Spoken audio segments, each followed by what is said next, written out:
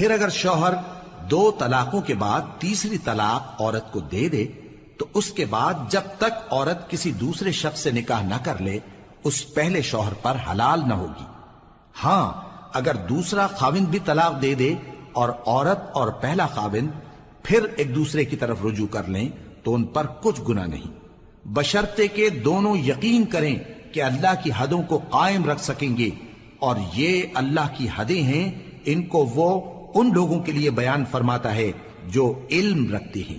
اور جب تم عورتوں کو 2 دفعہ طلاق دے چکو اور ان کی عدت پوری ہو جائے تو انہیں یا تو حسن سلوک سے نکاح میں رہنے دو یا بطریق شائستہ رخصت کر دو، اور اس نیت سے ان کو نکاح میں نہ رہنے دینا چاہیے کہ انہیں تکلیف دو اور ان پر زیادتی کرو، اور جو ایسا کرے گا وہ اپنا ہی نقصان کرے گا۔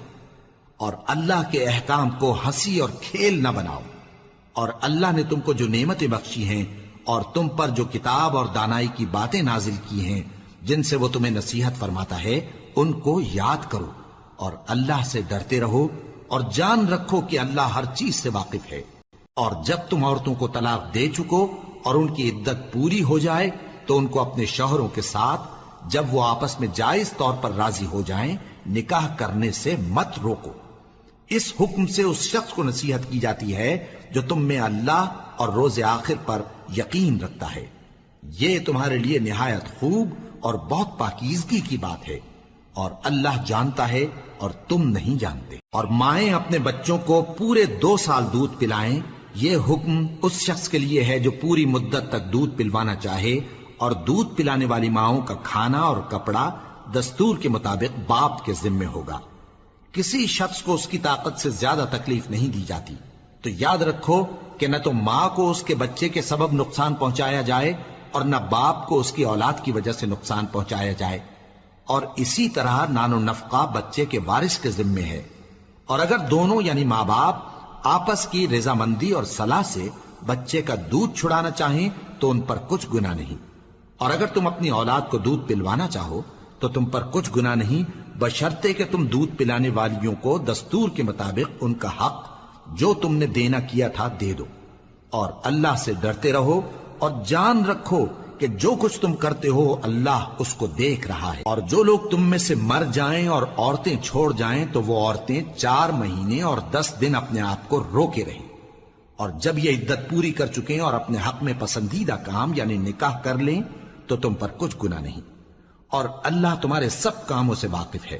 اگر تم اشارے کنائے میں عورتوں کو نکاح کا پیغام بھیجو یا نکاح کی خواہش کو اپنے دلوں میں مخفی رکھو تو تم پر کچھ گناہ نہیں، اللہ کو معلوم ہے کہ تم ان سے نکاح کا ذکر کرو گے، مگر ایام عدت میں اس کے سوا کے دستور کے مطابق کوئی بات کہہ دو، پوشیدہ طور پر ان سے قول و قرار نہ کرنا، اور جب تک عدت پوری نہ ہو لے نکاح کا پختہ ارادہ نہ کرنا، اور جان رکھو کہ جو کچھ تمہارے دلوں میں ہے اللہ کو سب معلوم ہے، تو اس سے ڈرتے رہو، اور جان رکھو کہ اللہ بخشنے والا ہے، حلم والا ہے۔ اور اگر تم عورتوں کو ان کے پاس جانے یا ان کا مہر مقرر کرنے سے پہلے طلاق دے دو تو تم پر کچھ گناہ نہیں، ہاں ان کو دستور کے مطابق کچھ خرچ ضرور دو، یعنی مقدور والا اپنے مقدور کے مطابق دے اور تنگ دست اپنی حیثیت کے مطابق۔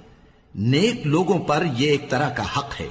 اور اگر تم عورتوں کو ان کے پاس جانے سے پہلے طلاق دے دو لیکن مہر مقرر کر چکے ہو تو آدھا مہر دینا ہوگا۔ ہاں اگر عورتیں مہر بخش دیں یا مرد جن کے ہاتھ میں عقد نکاح ہے اپنا حق چھوڑ دیں اور پورا مہر دے دیں تو ان کو اختیار ہے، اور اگر تم مرد لوگ ہی اپنا حق چھوڑ دو تو یہ پرہیزگاری کی بات ہے، اور آپس میں بھلائی کرنے کو فراموش نہ کرنا، کچھ شک نہیں کہ اللہ تمہارے سب کاموں کو دیکھ رہا ہے۔ مسلمانوں، سب نمازیں خصوصاً بیچ کی نماز یعنی نماز عصر پورے اہتمام کے ساتھ ادا کرتے رہو، اور اللہ کے آگے ادب سے کھڑے رہا کرو۔ پھر اگر تم خوف کی حالت میں ہو تو پیادے یا سوار جس حال میں ہو نماز پڑھ لو۔ پھر جب امن و اطمینان ہو جائے تو جس طریق سے اللہ نے تم کو سکھایا ہے جو تم پہلے نہیں جانتے تھے اللہ کو یاد کرو۔ اور جو لوگ تم میں سے مر جائیں اور عورتیں چھوڑ جائیں وہ اپنی عورتوں کے حق میں وصیت کر جائیں کہ ان کو 1 سال تک خرچ دیا جائے اور گھر سے نہ نکالی جائیں۔ ہاں اگر وہ خود گھر سے چلی جائیں اور اپنے حق میں پسندیدہ کام یعنی نکاح کر لیں تو تم پر کچھ گناہ نہیں، اور اللہ زبردست ہے، حکمت والا ہے۔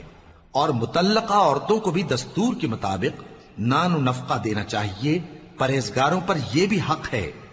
اسی طرح اللہ اپنے احکام تمہارے لیے بیان فرماتا ہے تاکہ تم سمجھو۔ بھلا تم نے ان لوگوں کو نہیں دیکھا جو شمار میں ہزاروں ہی تھے اور موت کے ڈر سے اپنے گھروں سے نکل بھاگے تھے؟ تو اللہ نے ان کو حکم دیا کہ مر جاؤ، پھر ان کو زندہ بھی کر دیا۔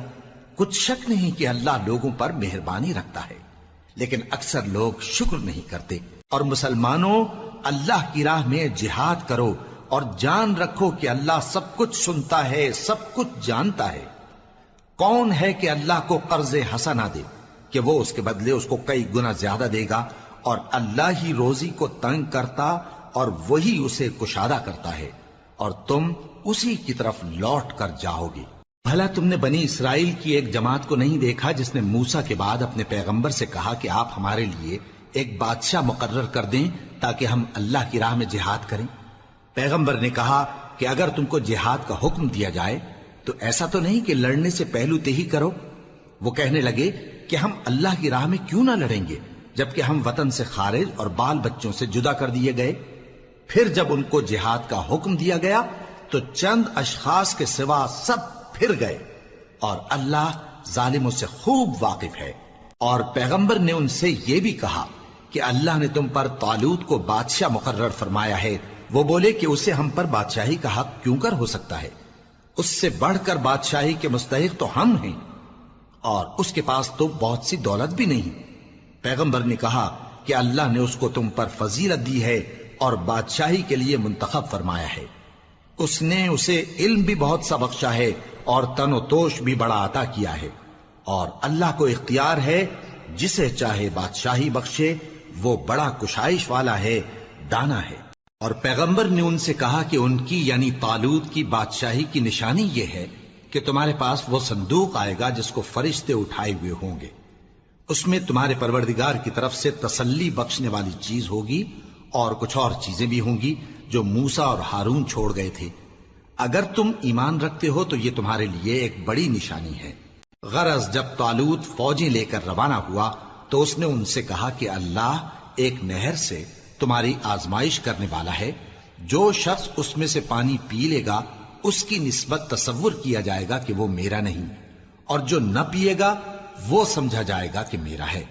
ہاں اگر کوئی ہاتھ سے چلو بھر پانی لے لے تو خیر۔ جب وہ لوگ نہر پر پہنچے تو چند آدمیوں کے سوا سب نے پانی پی لیا۔ پھر جب طالوت اور مومن لوگ جو اس کے ساتھ تھے نہر کے پار ہو گئے تو کہنے لگے کہ آج ہم میں جالوت اور اس کے لشکر سے مقابلہ کرنے کی طاقت نہیں۔ جو لوگ یقین رکھتے تھے کہ ان کو اللہ کے روبرو حاضر ہونا ہے، وہ کہنے لگے کہ بسا اوقات تھوڑی سی جماعت نے اللہ کے حکم سے بڑی جماعت پر فتح حاصل کی ہے، اور اللہ ثابت قدم رہنے والوں کے ساتھ ہے۔ اور جب وہ لوگ جالوت اور اس کے لشکر کے مقابل میں آئے تو اللہ سے دعا کی کہ اے پروردگار، ہم پر صبر کے دہانے کھول دے اور ہمیں لڑائی میں ثابت قدم رکھ اور لشکر کفار پر فتح یاب کر۔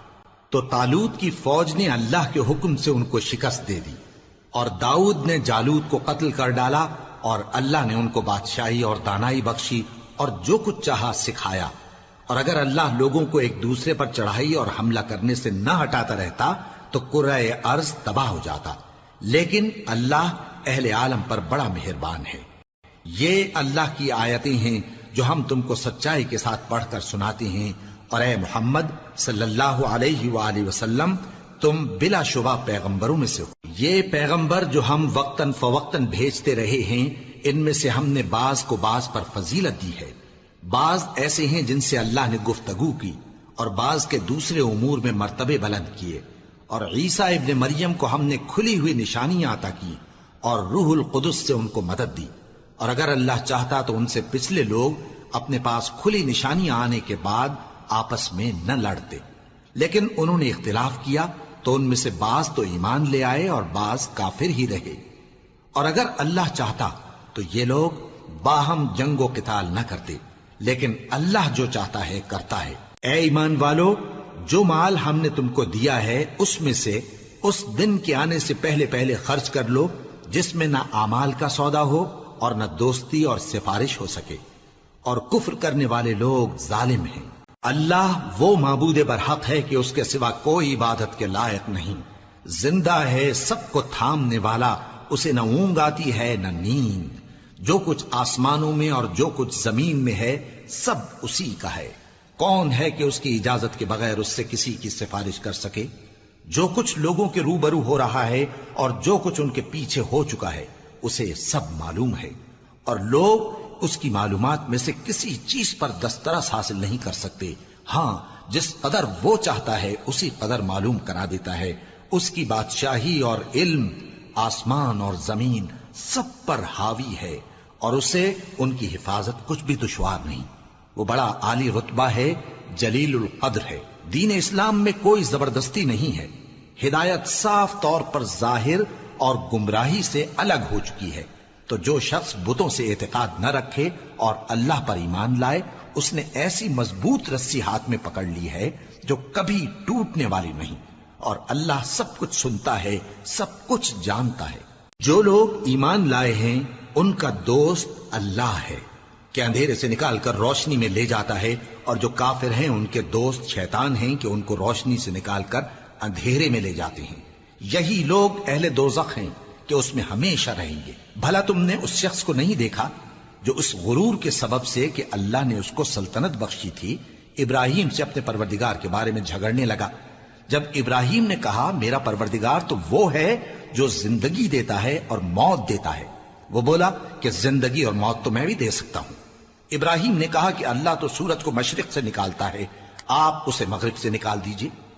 یہ سن کر وہ کافر ہکا بکا رہ گیا، اور اللہ بے انصافوں کو ہدایت نہیں دیا کرتا۔ یا اسی طرح اس شخص کو نہیں دیکھا جس کا ایک بستی پر جو اپنی چھتوں پر گری پڑی تھی گزر ہوا، تو اس نے کہا کہ اللہ اس کے باشندوں کو مرنے کے بعد کیوں کر زندہ کرے گا؟ تو اللہ نے اس کی روح قبض کر لی اور 100 برس تک اس کو مردہ رکھا۔ پھر اس کو جلا اٹھایا اور پوچھا تم کتنا عرصہ مرے پڑے رہے ہو؟ اس نے جواب دیا کہ 1 دن یا اس سے بھی کم۔ اللہ نے فرمایا نہیں، بلکہ 100 برس مرے رہے ہو، اور اپنے کھانے پینے کی چیزوں کو دیکھو کہ اتنی مدت میں مطلق سڑی بسی نہیں، اور اپنے گدھے کو بھی دیکھو جو مرا پڑا ہے۔ غرض ان باتوں سے یہ ہے کہ ہم تم کو لوگوں کے لیے اپنی قدرت کی نشانی بنائیں۔ اور ہاں، گدھے کی ہڈیوں کو دیکھو کہ ہم ان کو کس طرح جوڑے دیتے اور ان پر کس طرح گوشت پوست چڑھائے دیتے ہیں۔ جب یہ واقعات اس کے مشاہدے میں آئے تو بول اٹھا کہ میں یقین کرتا ہوں کہ اللہ ہر چیز پر قادر ہے۔ اور جب ابراہیم نے اللہ سے عرض کیا کہ اے پروردگار مجھے دکھا کہ تو مردوں کو کیوں کر زندہ کرے گا، اللہ نے فرمایا کیا تم نے اس بات کا یقین نہیں کیا؟ انہوں نے کہا کیوں نہیں، لیکن میں دیکھنا اس لیے چاہتا ہوں کہ میرا دل اطمینان کامل حاصل کر لے۔ فرمایا کہ 4 پرندے لے لو، پھر ان کو اپنے سے ہلا لو اور ان کے ٹکڑے ٹکڑے کر دو، پھر ان کا ایک ایک ٹکڑا ہر ایک پہاڑ پر رکھ دو، پھر ان کو بلاؤ تو وہ تمہارے پاس دوڑتے چلے آئیں گے، اور جان رکھو کہ اللہ غالب ہے، صاحب حکمت ہے۔ جو لوگ اپنا مال اللہ کی راہ میں خرچ کرتے ہیں ان کے مال کی مثال اس دانے کی سی ہے جس سے 7 بالیں اگیں اور ہر ایک بال میں 100 دانے ہوں، اور اللہ جس کے اجر کو چاہتا ہے اور زیادہ کرتا ہے، اور اللہ کشائش والا ہے، سب کچھ جاننے والا ہے۔ جو لوگ اپنا مال اللہ کے راستے میں صرف کرتے ہیں پھر اس کے بعد نہ اس خرچ کا کسی پر احسان رکھتے ہیں اور نہ کسی کو تکلیف دیتے ہیں، ان کا صلہ ان کے پروردگار کے پاس تیار ہے، اور قیامت کے روز نہ ان کو کچھ خوف ہوگا اور نہ وہ غمگین ہوں گے۔